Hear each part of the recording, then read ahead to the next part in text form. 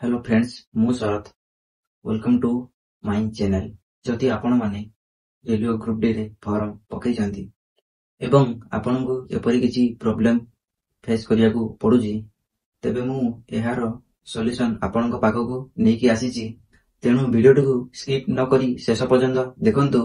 जदि आपण माने रेलवे ग्रुप डी रे फॉर्म पकैछंती एवं आपण माननको भी एहिपरि किछि प्रॉब्लम शो करूजी, तेबे फास्ट आपण आपनकर registration number date of birth देकी लॉगिन करंतु। लॉगिन करि सेला परे एपरि किछि प्रॉब्लम शो करूथो, तेबे एठारे कहिछि कि आपनको पाखकू गोटिए मेल आसीबो ଏବଂ सेही मेल टी आसी साला परे आपनको रेजिस्ट्रेशन नंबर आ डेट ऑफ बर्थ देकी लॉगिन करिवे। आपनकर एग्जाम डेट एवं आपनकर एग्जाम सिटी आपनको शो करिवो ଏବଂ एहा आपनकर एग्जाम 10 दिन पूर्वरु आपनको शो करिवो, ता आगरु नुहे। ठीक सेही परी एग्जाम रो 4 दिन पूर्वरु आपनको एडमिट कार्ड शो करिवो।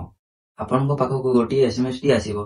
एसएमएस टी आसी साला परे आपण आपनकर एडमिट कार्ड टी को डाउनलोड करि परिबे।